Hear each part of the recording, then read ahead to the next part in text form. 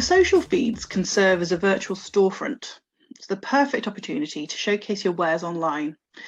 When you're a food or a product-based business, the visual aspects of social media become all the more important. As consumers, we really do eat with our eyes, so it's absolutely vital to ensure that your images invite your customer in and encourage them to place those all-important orders.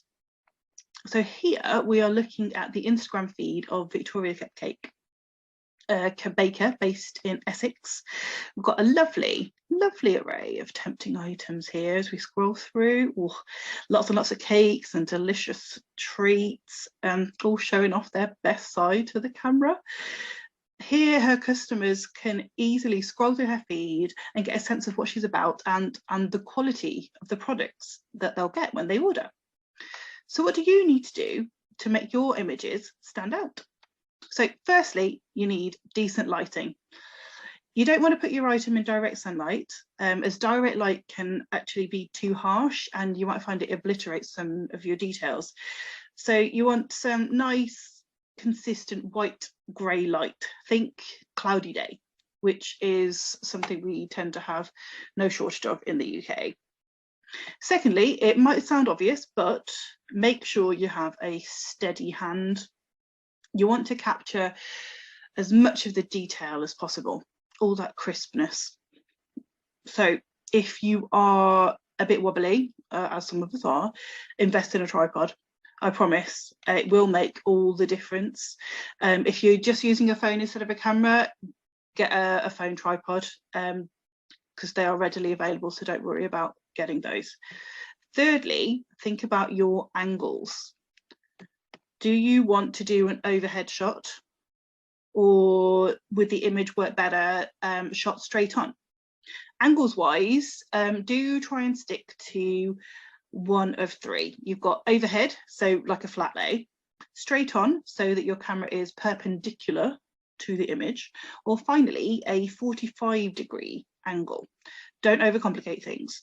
You can achieve a tremendous amount just using these three angles, and you can see in this feed, in Victoria Cupcake's feed, she predominantly uses that 45-degree angle, and particularly when it comes to the taller and larger cakes, it's a great choice for getting in as much detail and scale as possible. Next, you want to think about your edit. You absolutely can lightly edit your images to ensure a consistent feel across your feed, like tweak some of the exposure and some of the brightness and so on. But I would advise against anything too processed, because basically you want your customers to be able to see exactly what they'll get. For example, if you tweak your colours so that they look more vibrant, but the actual finished product is more muted in real life, you may well find that you have some pushback from clients, because if they wanted a muted cake, they would order one. Finally, take a look at what other businesses in your sector are up to.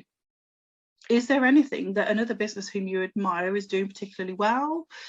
How do they draw their customers in? Is there anything that they've done that you can either emulate or perhaps replicate in your own content? Let's take a look at Maybe's best post tool. So I've gone into my dashboard and I'm over here in listening, and then down at the bottom I've gone to best posts. This opens up a huge area where you can access the best posts for literally right across the UK, and in numerous sectors as well, really wide range. So as we've been talking about food, I selected food retail. And here are the top 25 best posts within tendering on the date here on the left.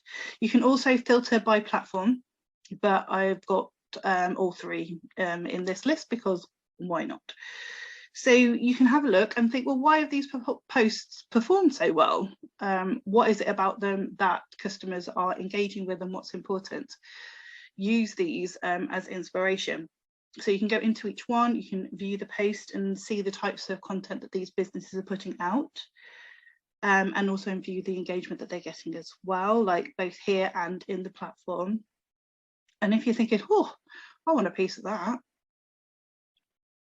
then use these posts as inspiration. Here we have a food post from Marks and Spencer, and it's a flat lay. You think, oh, I don't really use flat lays. Well, maybe you will next time you are shooting some food content. So use these posts as inspiration when you're doing your next content planning session and see how you go. So I hope that was useful. Please do hit us up with any questions you might have using the blue button in your Maybe browser, as that connects us to you 24/7. No, connects us to you 24/7, and we love to help.